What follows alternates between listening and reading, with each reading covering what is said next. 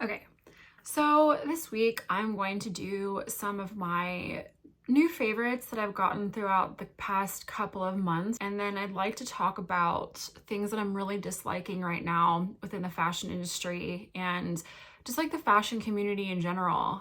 It's a commentary, I think, on the current world that we're living in. And my friend Milka and I, who's a stylist, we talk about these things a lot, like this gluttony that has kind of permeated our culture. That, every week there's something new to chase. And if you don't have it, like, you're falling behind in the fashion trends. And, this week it's a small bag. This week it's oversized bags. This week it's horizontal east to west bags. And it's annoying, one, because everyone thinks that they have to keep spending their money and then working harder to earn more money to buy more things. But I don't inherently think that that makes anyone happy. And it's no longer this culmination of life experiences or other people that you look up to that creates a personal aesthetic or a personal style. There's this chase of what other people have, but it's not necessarily like, for instance, the Margot bag by The Row. Beautiful bag. I thought the cyan suede when it first came out was beautiful.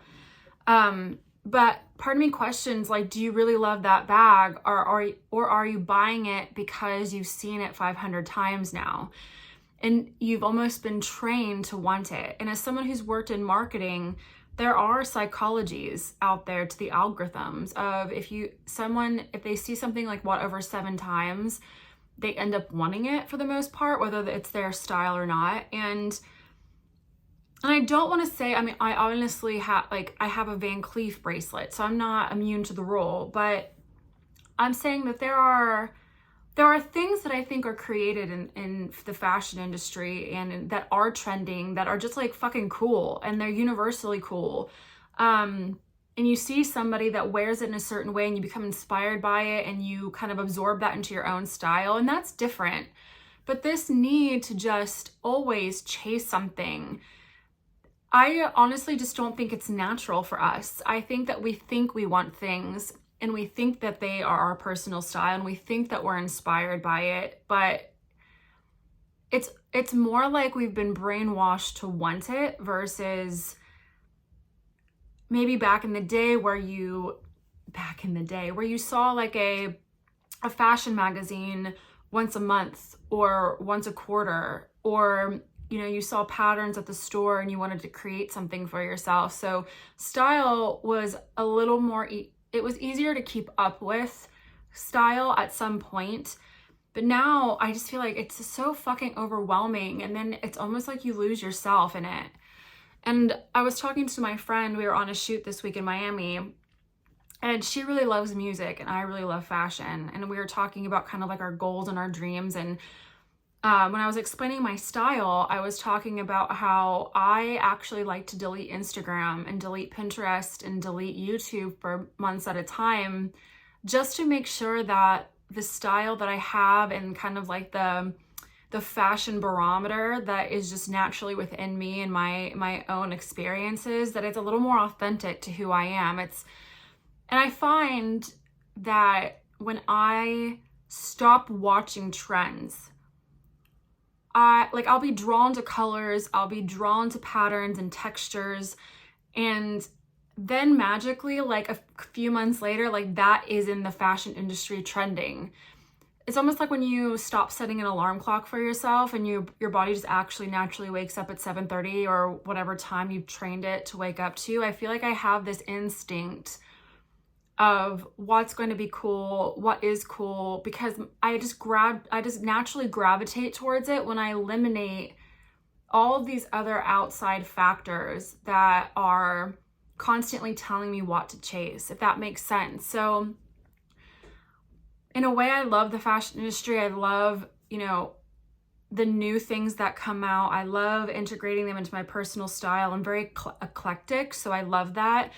But it's getting to the point where it's just like, fuck, dude, like, stop. Like, we're good for a while. There's enough newness right now to chase where we don't need another fucking thing coming in. And also what's really annoying, and it actually really pisses me off, is like, it used to be, you know, where each fashion house had its own aesthetic.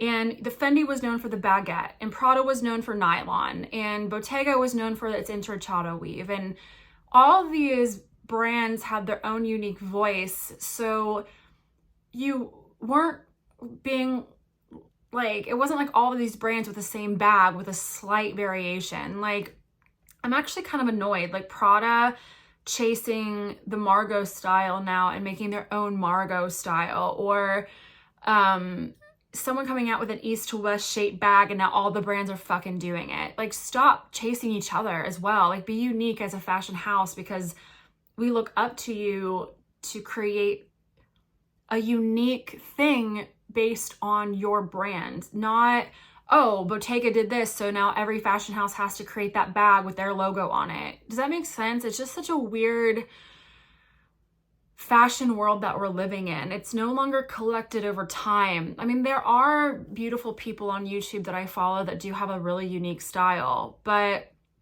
for the whole part of it, it's just regurgitation. And that's something that's kind of upsetting to me. And I don't know how you guys feel about that, but that's something that I'm just annoyed by. It's like, give me something unique, give me something beautiful, give me art. And also, I don't know why everyone's so fucking obsessed with Schiaparelli. Like, I watched the runway show and there wasn't anything, I mean, it was beautiful, don't get me wrong, there was a unique factor to a lot of the things that they've done, but I don't know why everyone's just like so fucking like having an orgasm over that show. Like, cool, you're doing like Picasso-esque gold details on like Vivienne Westwood silhouettes. Cool. Like, I don't know. There wasn't this just like inherent, you know who I thought did a really beautiful job for spring summer was Etro and Dries Von Noten. Like, they mixed textures and beading, and it was unique and weird but wearable. There's beauty to it, don't get me wrong. It's just like, I don't understand everyone's fucking obsession with it all.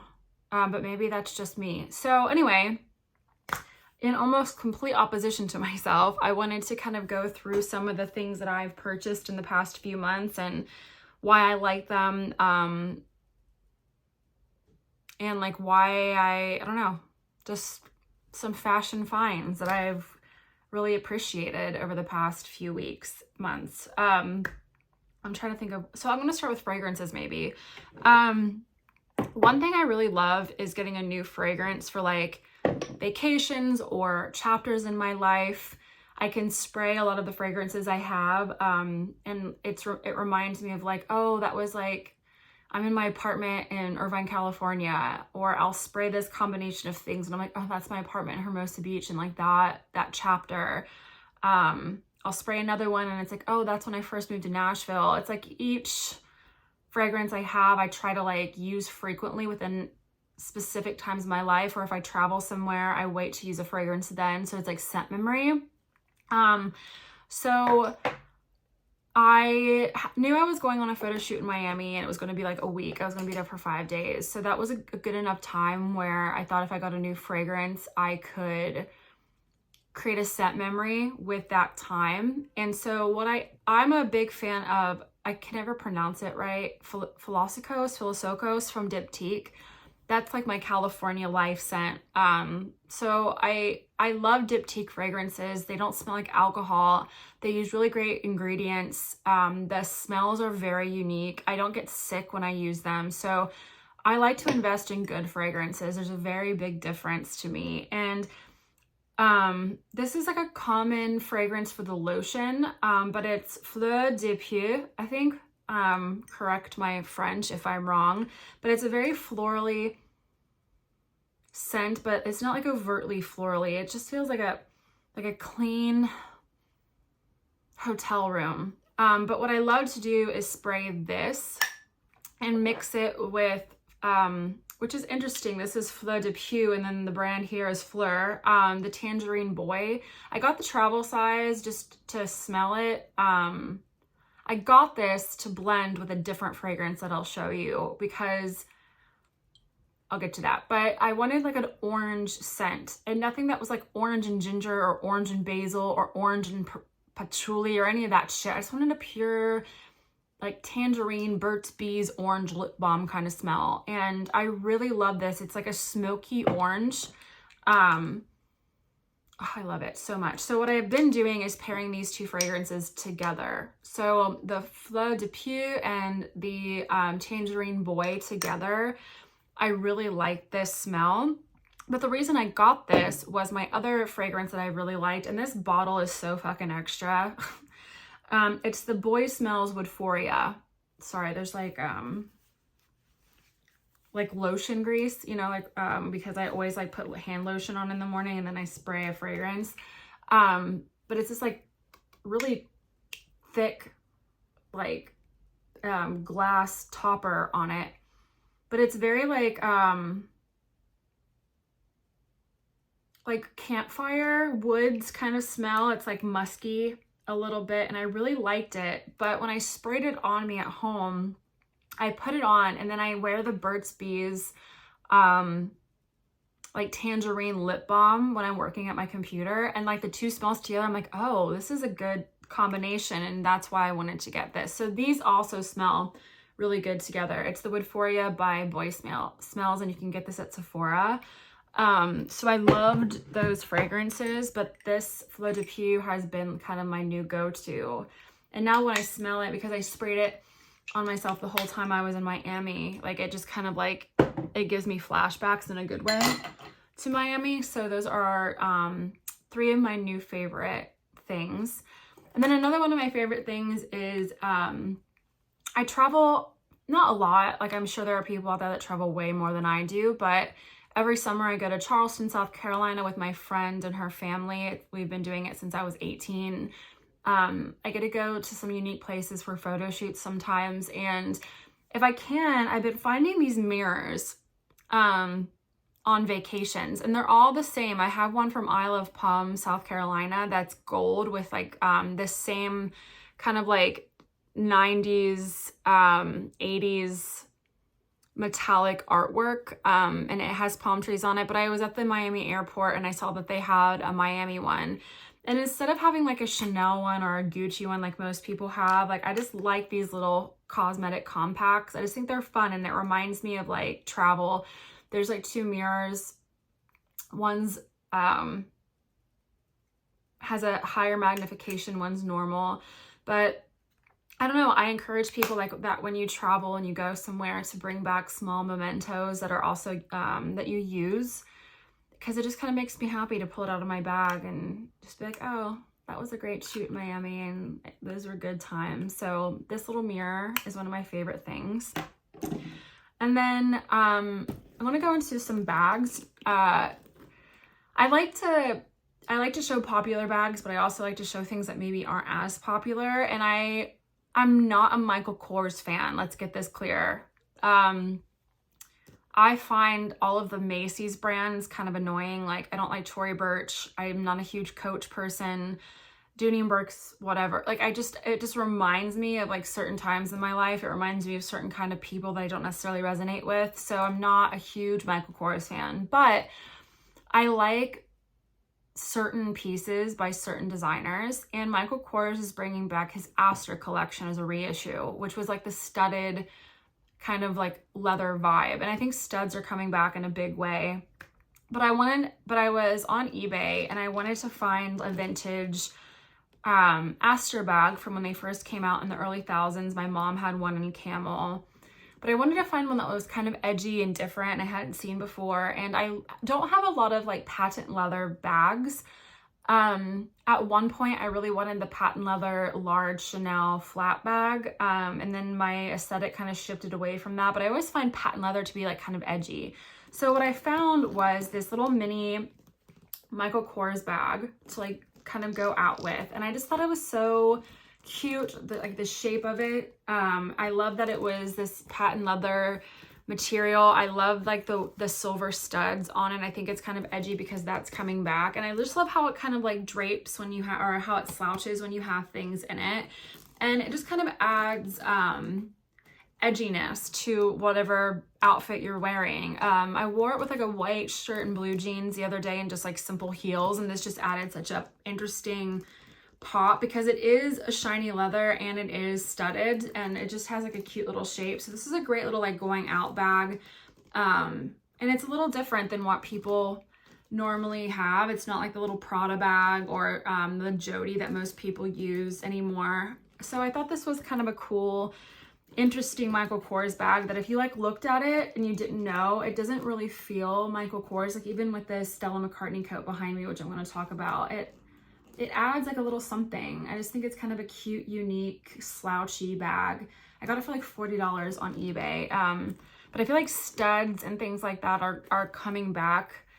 Slouchiness, I think, is coming back. I've been looking at, I love to go on eBay and look at bags that I couldn't afford when I was a little younger and see if I can get them now when they're not so popular. And I've been looking at like the Givenchy Nightingale bags because there's just so many different kinds and so many different colors and stuff. And I also want to find, even though I don't like this designer anymore because of like the scandal that he was in, an Alexander Wang. I have the Rocco and the Rocky from back in the day, but I want to get a weird color in the Rocco. Like, they make this like elephant gray suede color. It was a big bag in like the early, like the teen thousands. I have the black and silver hardware Rocco, but I want to get like a blue and rose gold combo, like something weird. I just feel like the big slouchy, like 2012, 2016 bags are going to come back in some way. And I think that is kind of what I'm on the hunt for versus like the Bottega East to West bags and things like that. I'm just not into that. So this was one of the bags that I wanted to show that are kind of like my favorites. I took this to Miami with me, so love that.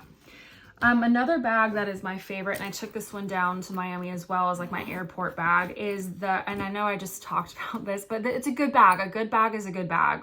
So I don't necessarily want to chase something because every influencer has it. I chased this bag because I have the Teen Jodie and the lake blue color for like, I've had it for 3 years and it just goes with everything. I love the softness of the leather. I love a good slouchy hobo kind of situation. So I wanted to get the bigger version of the Jodie. And so I chose I just call it the medium or the large Jodie. I know that there's probably like a name. Maybe that's the mini Jodie and this is the teen Jodie. But I put most of my stuff in this Michael Kors bag just so that you could see the slouch. But let's put it back in so that you can just see this bag kind of full. I think that's when it looks the prettiest, honestly. It's like when there's some like weight to it, so it slouches a bit. But I got this Jodie in kind of this, it's not a oxblood, it's not like a Bordeaux. It's not really picking up well on this camera, but it's kind of got like a brick red color, like an orangish deep red. And I just love the knot. I love how soft the Intrecciato weave is by Bottega. It's like a good shoulder bag.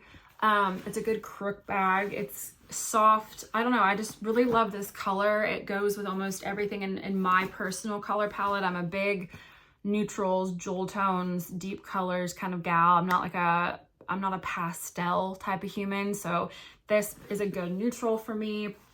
I had even thought about getting this vintage, it's like this vintage Japanese goldfish lock and like locking one side with it as like a charm to kind of hang off the side. But you got just the Bottega zipper with the triangle. And I want to take out the Astor bag that I just put in here just so that you can see. I mean, everyone has seen this fucking bag, so it's not like, it's not anything groundbreaking. It's been around for a long time, but I thought the color was very unique. And it's just like a really soft, fun bag.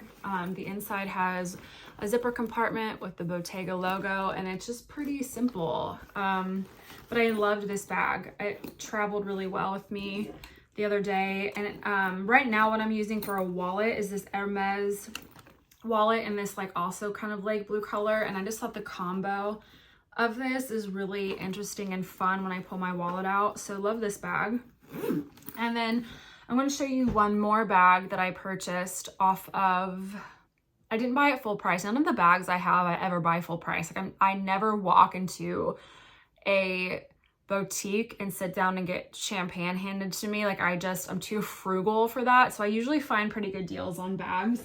They're either pre-loved or I find them on the RealReal or from like trusted Japanese sellers off of eBay. But I love animal print. Tigers are my spirit animal. I was doing this before the mob wife aesthetic or whatever the hell it was is leopard. I love leopard. I love tiger prints. That's not zebra. It's fucking white tiger. You can't tell me differently. Stella McCartney. That's a tiger coat. I love pythons and textures, and I just think like the Roberto Cavalli world is really something that I enjoy. So I wanted to get a python bag. I actually never purchased a python bag, not real python. Like I just can't do that. I know it's leather, so that's as far as I can go, but to actually feel like the scales of an actual snake, because some Fendi bags are real python, I don't think I could do real alligator or real python. I think it would freak me out too much, but I love a good python print or an embossed leather python. So this was kind of perfect because one, I have the earlier kind of rounded soft Fendi Peekaboos. I have the medium size in black, and it's one of my all-time favorite bags. So I wanted another Peekaboo. And so I got the Python embossed Peekaboo. I see you. Is that the new shape of this? It's different than my other one. But I love, love, love this bag. It looks so sick when you have just things in it, and it's more like slouchy, like when it kind of pops. And like I always leave these open because I think it's so much cooler when your bag is a very much like I don't give a fuck kind of moment. I hate when people are, I don't hate's such a strong word. I say hate a lot. I'm just dramatic. I don't like when I see women who have bags and they're just so buttoned up. Like the woman who has like a Birkin bag and it's like it's locked and it's like just perfect. I think that's so ugly personally. I love when something feels like a little bit deconstructed, like a little like not messy, but it's just kind of like you're just wielding your bag and you just don't give a fuck, right? That's kind of a vibe. So I put a few things in it just so that you can see like the shape of it once it has some stuff in it. It comes with a python strap, but I did order the Fendi Zucca strap for it because I just feel like it needed something different. So happy with this bag. I carried it for like 3 weeks before I went to the airport. It's just not a good airport bag, but an everyday bag. It's getting like it just gets softer as you use it, and I'm just really excited that I have this Peekaboo, and it's a smaller size than the one that I normally have. And also, one of my other favorites right now is this little man. This is Monterey, aka Monty, and I adopted him 2 weeks ago or 4 weeks ago. Say hi. Hi, Monty. You good boy? He's a good boy. And he loves fashion. He gets up in my closet and like rubs his head against my leather bags. And he likes to get into the Zara bags and all those things when I bring him home. So he's a good fashion boy.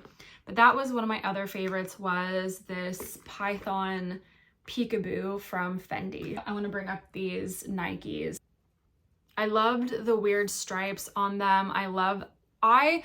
Here's my advice for anyone who wants to make their, like I have a little bit shorter of legs than I do of a torso. Some people have a shorter torso and they've got legs for days, and God bless you. But there's something about sneakers that have the black tips that draw your eye in. And if you have shorter legs, sneakers with this kind of a front on them make my legs look so much longer than they really are. These, it says it's the Bowerman series, but I know that there's a certain P6000s. That's what they are. The Nike P6000s. And this is in like the ivory, silver, and black colorway.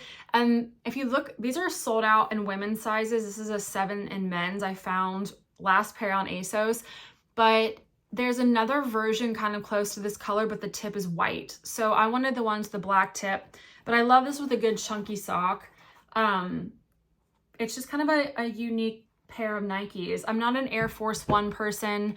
I'm not a Jordans person. They just make my legs look awful, but I love these Nikes, and they just look cool with kind of like anything, because it's like a neutral shoe, but there's some like interest to it. So I'm really loving these Nike P6000s. So if you can find them, if you like them, try to find the black tip ones if you're a little short leg girl or boy, whatever. But those are some of my favorite sneakers right now. Do you hear him? What is it? Are you fashion boy? Are you a fashion kitty? Huh? Are you a fashion kitty? He's a fashion kitty. He loves fashion too, don't you? Are you my white tiger? Are you my white tiger, Monty boy? Yeah, he's a good boy. He also hates jumping on things. He's what they call a floor dweller. He doesn't get up on the bed, doesn't get up on the sofa, just strictly on the floor, which I'm sad because my last cat, who I lost to cancer last year, was like a big cuddler, and he's just Monty the floor dweller, which sounds kind of like a fucking like Lord of the Rings movie. Hi. But he's so sweet. He's 7 years old, and he was going to be euthanized this year if no one took him. And so he's my little, hi. He's my little boy. And that's kind of an example of how these things I'm showing you are material things, but nothing warms my heart or makes me happier than this little boy right here. Like, there are things in life that far outweigh the material. And I mean, I love fashion. I love living life in art pieces. And I love the confidence that you get when your outfit's just fucking on and good and you feel good in it. And I love the energy that style gives people. I will always be an advocate for expression, but there are things in life like this little kitty cat and the people I meet on shoots and traveling and experience a new world that I think are just so much more fulfilling to the heart than just chasing another bag or another necklace or another trend. And that's just such a good example in this video of like, none of these things, like if you were to take them from me right now and burn them, I would not care. But the fact, if you took that little boy away from me, having only known him for 4 weeks now, my heart would break. And so that's like a good, I used barometer before, but it's a good barometer of like gauging what's truly important in life, and animals and connections with people and places and travel and experiencing this world will always be more important than any of these things. So keep that in mind just in life, right? Like, it's fun to play dress up, but don't let it control your life and your wallet and get you in debt and make you feel like you can't be stylish or cool or be happy without things, because at the core of it, it's just not what life's about. I love that cat. Anyway, let's look at a couple of fashion pieces, and I don't have a lot. I didn't want to like pull a bunch of crap out. One of the things that I bought when I got this massive sunburn in Miami because we were literally like out shooting for 3 days straight, and like there's no amount of sunscreen with my skin that like will just keep me from burning in the Miami heat, like or the Miami sun. It's just a different beast. So anyway, it's a men's collared shirt from H&M. I'm wearing it with the Skims dress right now, but it's kind of like laser cut. So there's some like level of sheer to it, but it definitely looks black when you button it up. But I kind of like the vibe of it. With kind of like a more sexy dress, you know, if you want just, I like masculine and feminine things, but I like to be like 90% masculine style, but like my makeup and my hair and my jewelry and my shoes and my bags, like my accessories are feminine or sexy in some way, and I think that blend is just kind of the sweet spot for my personal style. So I bought this to wear with like some high-waisted black pants, and I have to steam it really bad. But I got this from H&M. It was actually quite expensive for H&M. It was like $70, but it is well made. Like there's a panel of fabric over the buttonhole, so it just becomes seamless. It kind of reminds me of like a crop Loewe, but there's this cool like laser cut, like Alaya-esque bell sleeve on it. So like with just a black pair of pants or jeans and then do kind of like a front tuck. It was like just a really pretty white shirt. And if I don't wear it now, I'll wear it probably to the beach, but I just thought it was such a pretty, interesting, kind of Spanish inspired white shirt, like very Loewe meets Alaya. So I love that. And then this baby. Okay. Listen to me.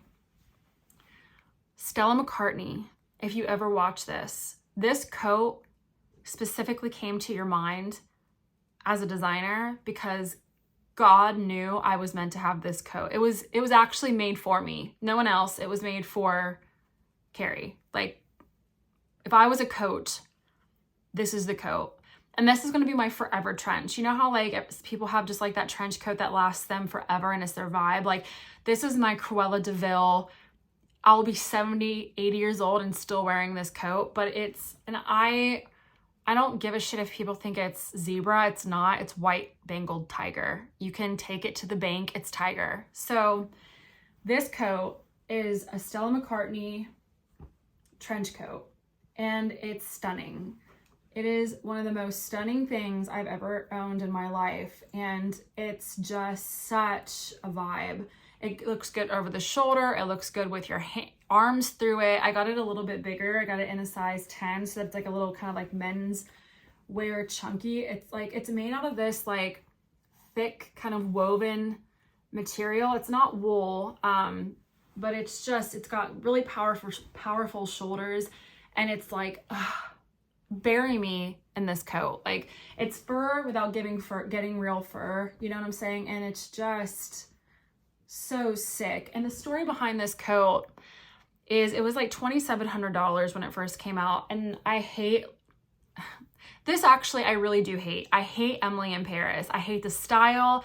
I think whoever is the stylist for that show should like, and she actually could be he or she could be a great stylist. I just don't like her style in that series. So I'm not really a big Lily Collins fan in general because of that show, but there was this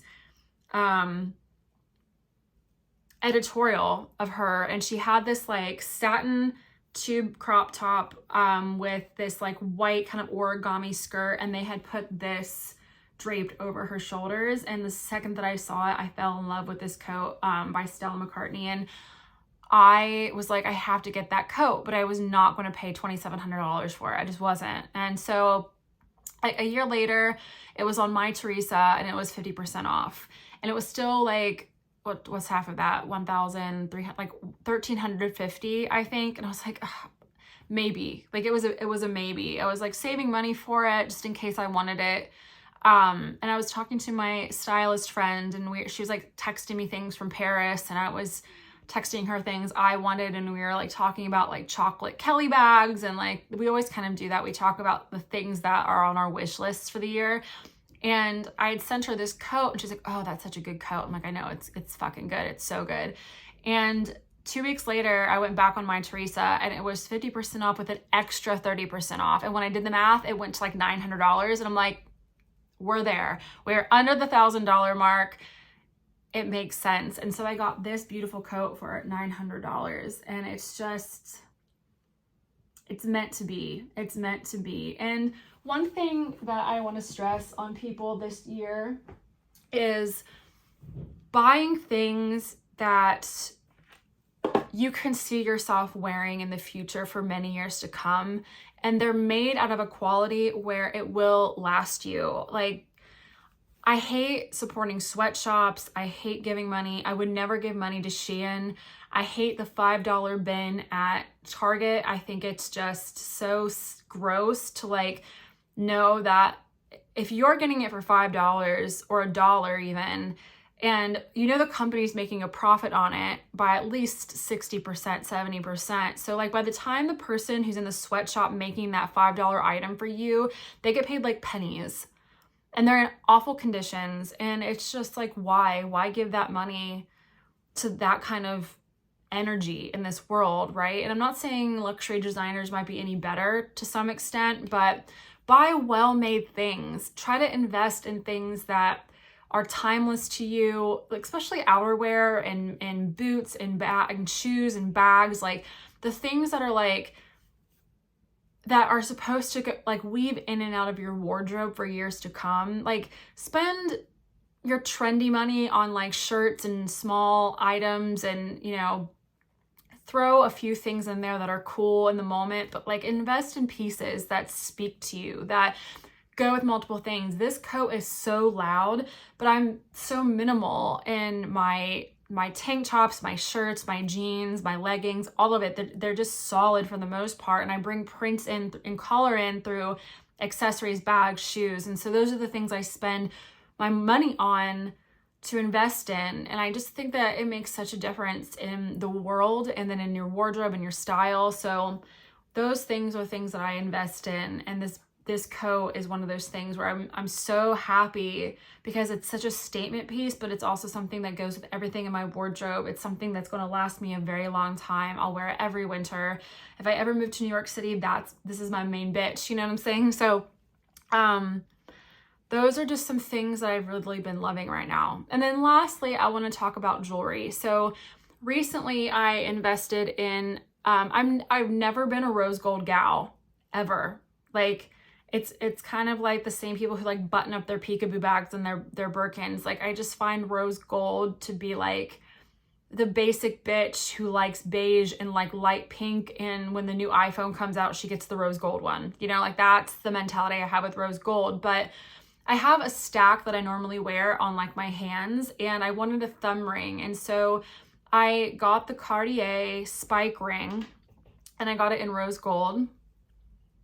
And I got it initially to be a thumb ring on this hand, which when I wear my stack, it kind of looks cool that way. But I also love stacking it with, and this is low key a great ring and it's affordable, this one.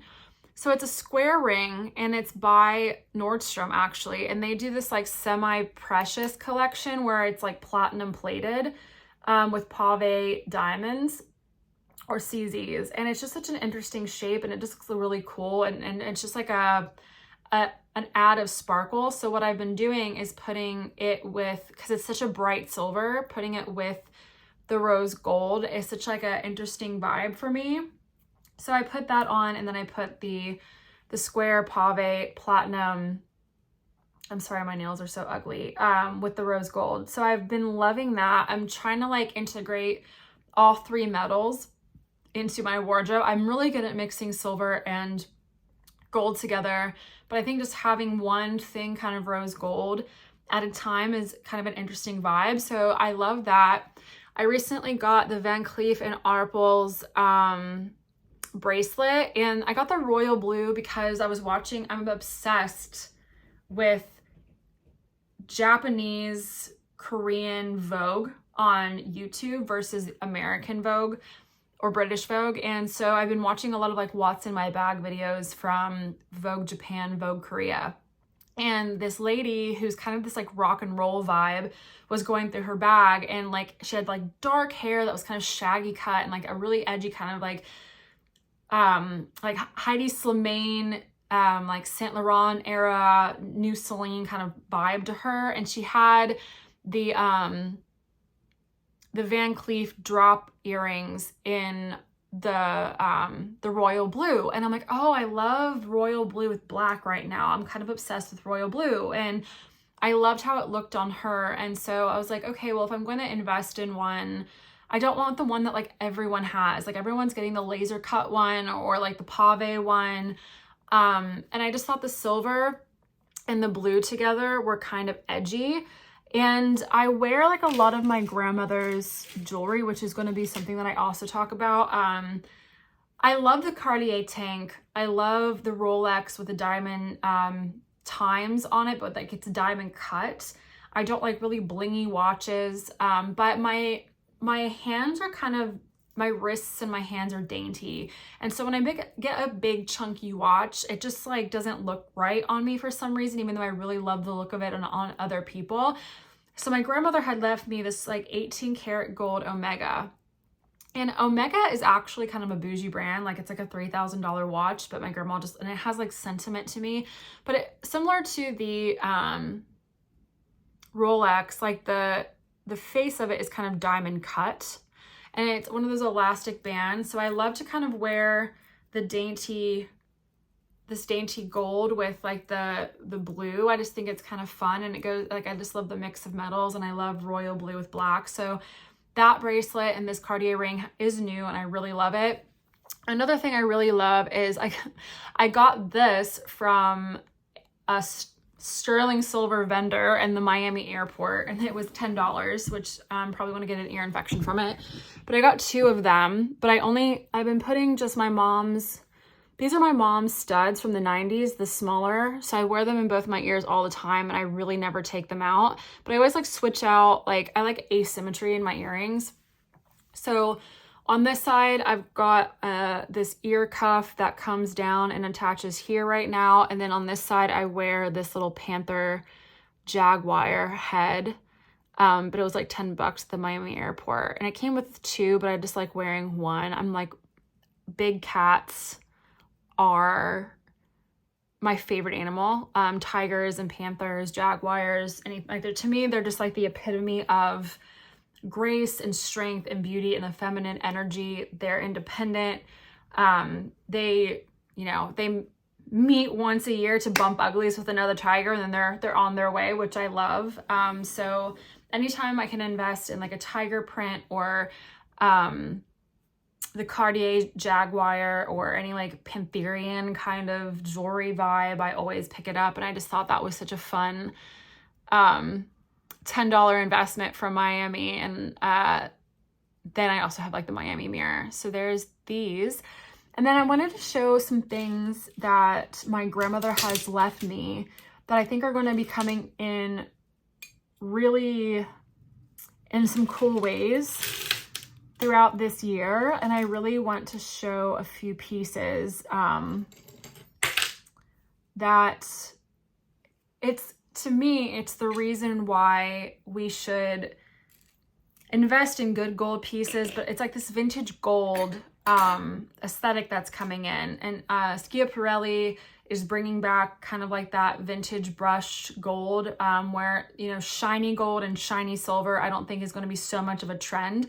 But it's mainly like wearing jewelry pieces that are like heirloom and things that have meant something to you, whether it's like your old class ring again, or your grandparents' jewelry, or vintage jewelry that your mom had. I think there's this beauty in this trend coming up of this like old 90s vintage, like real gold pieces that I think it would be great to merge that trend, but with something that means something to you personally. So some pieces that I really love from my grandmother that she left me, this ring, it's every time I've worn it, every stylist I've been on set with like goes straight to my hand and like, oh my God, where did you get that? And it's such a beautiful piece, and I love it. But it's this diamond ring, golden diamond ring. And it's just this like, almost like a stadium light of diamonds. It's so beautiful. If you look at the side, it's just this like crown kind of setting. But it's one of the most beautiful rings that I've ever seen and that I own. And it just so much reminds me of my grandmother. And so I love wearing it.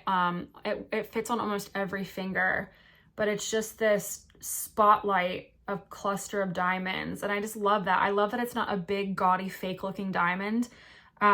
It's just this like beautiful piece that my grandma has left me. The last thing is I have these Indian Native American, shut the fuck up. Like I'm so over Oh my God, that's politically incorrect. That's not what you call us. We're indigenous peoples. Like, I don't make you call me European American, do I? They're the old Native American indigenous people Indian coins, and they are made into these kind of like medallion-esque earrings. And they're just such a statement. Like if you pull your hair back in like one of those tight, you know, slicked back situations, and then you've got these like earrings that they're just like these big plates on the side of your head. It's just such a vibe with like a crispy white shirt. So I love these. So I think that's also coming back. But those are just some of my favorite things right now. So thank you so much and have a great weekend wherever you are in the world.